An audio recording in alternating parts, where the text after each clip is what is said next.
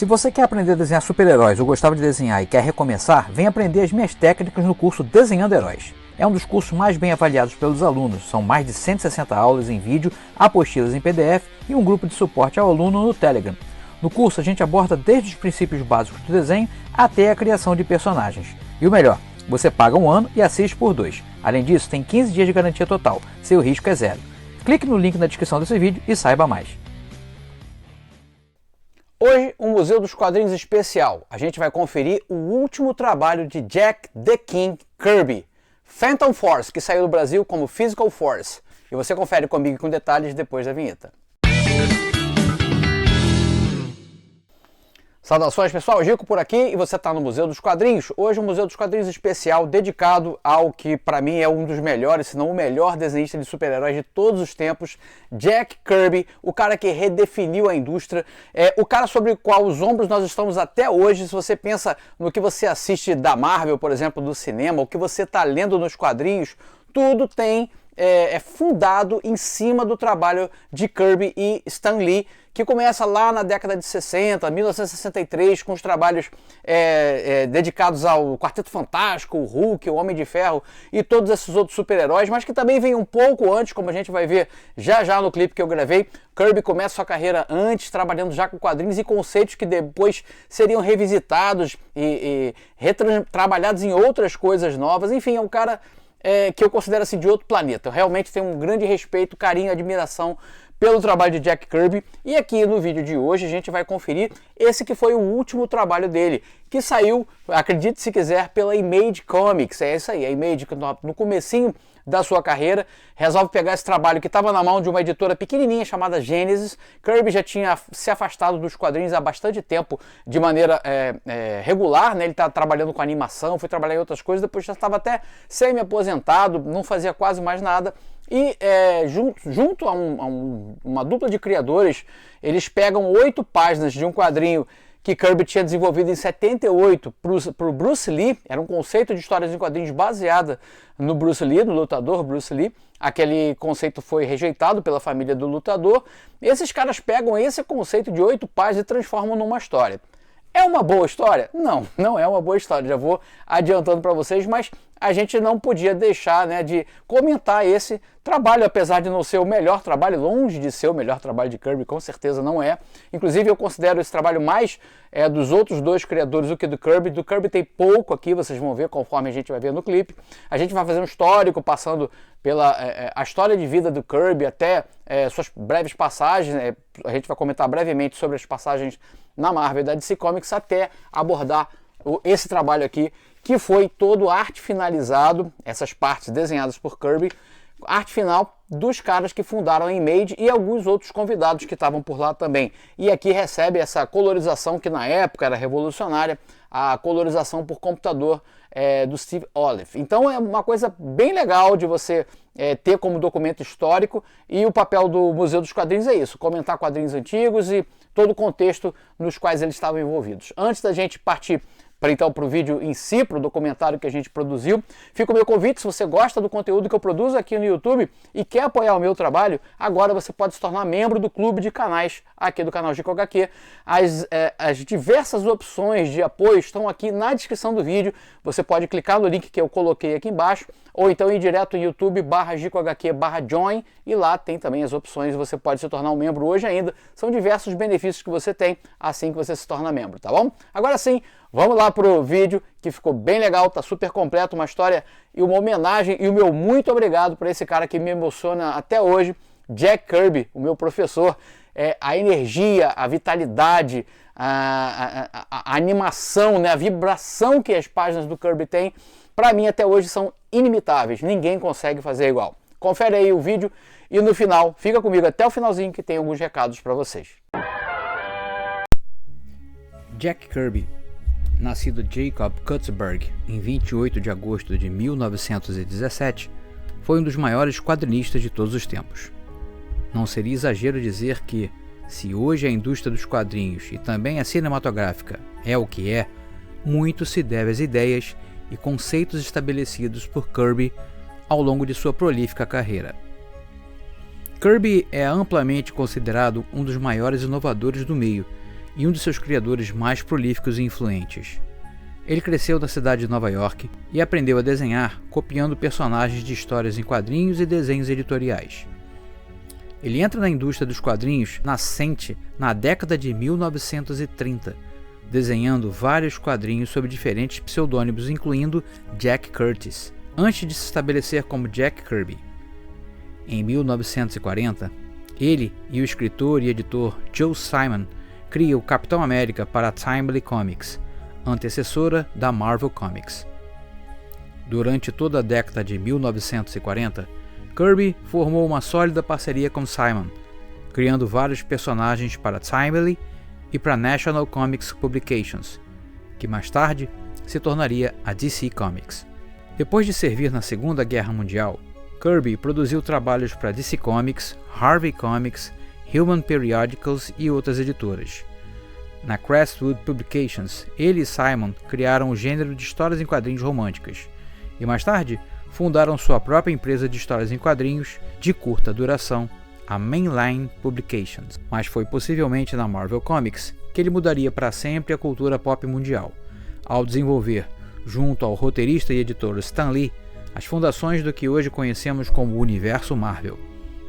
Lá, na década de 1960, Kirby co-criou muitos dos principais personagens da empresa, incluindo o Homem-Formiga, Vingadores, Pantera Negra, o Quarteto Fantástico, Hulk, Homem de Ferro, o Surfista Prateado, Thor, os X-Men, entre muitos outros.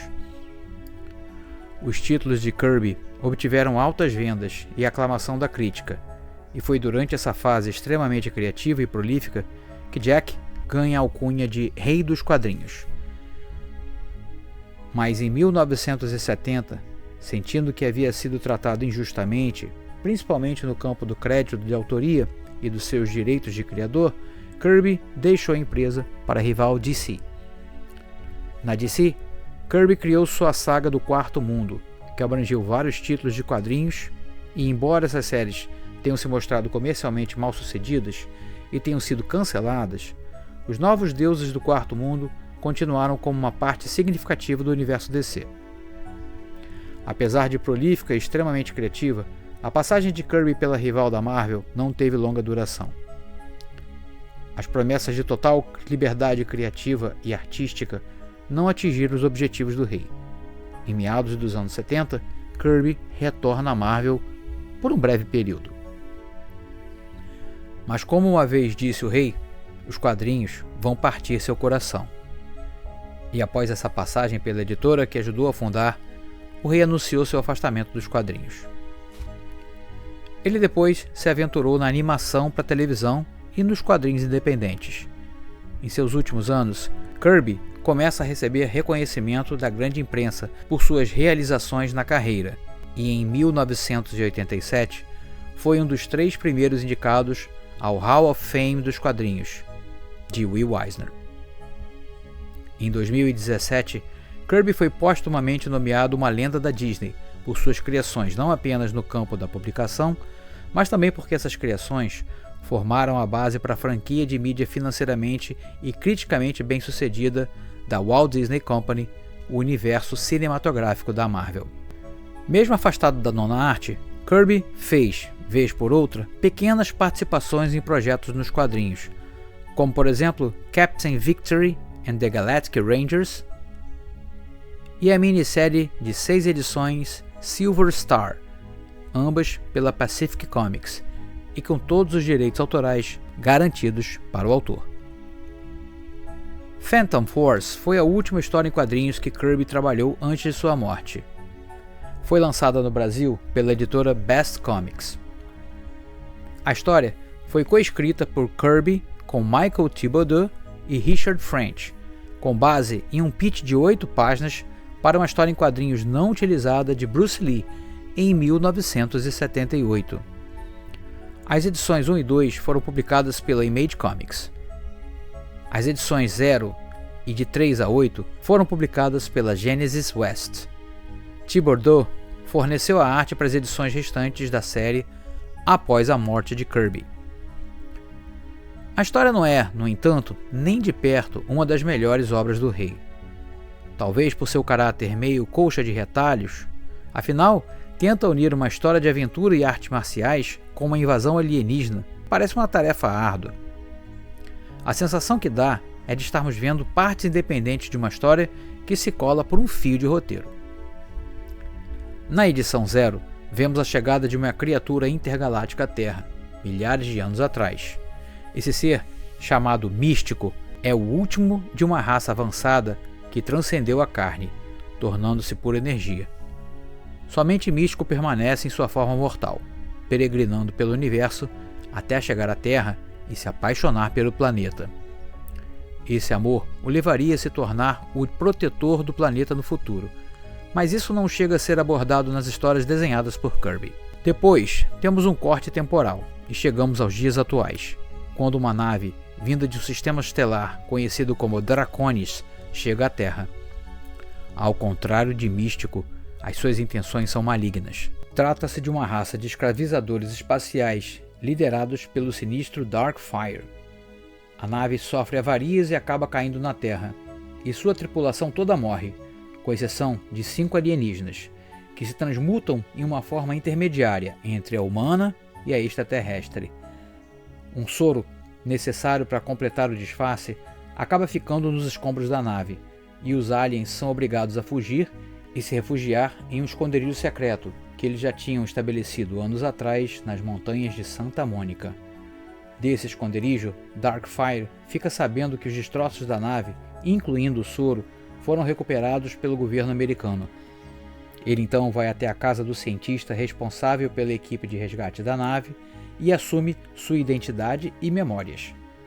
Dessa maneira, ele fica sabendo da existência da Phantom Force, um grupo composto por Sensei, o líder, uma espécie de sábio oriental.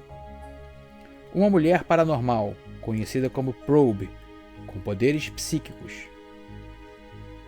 Uma criança que consegue trocar de corpo com um ente poderoso. Um rapaz chamado Bob, que é um gênio mecânico e inventor. E Apocalipse, um guerreiro portador da poderosa espada Cygnus A, também conhecido como Cavaleiro da Estrela Branca. No número 1, vemos a Phantom Force já em ação, tentando recuperar o cilindro, que Darkfire diz ser o antídoto para uma epidemia que varre o mundo todo, apesar de não termos sinal dessa epidemia na edição anterior. A equipe invade o galpão, mas é rechaçada por um robô e desiste do intento, retornando para sua base. Lá, então, o sensei cogita chamar seu antigo pupilo, um mestre das artes marciais chamado Jin Sen, para completar a missão.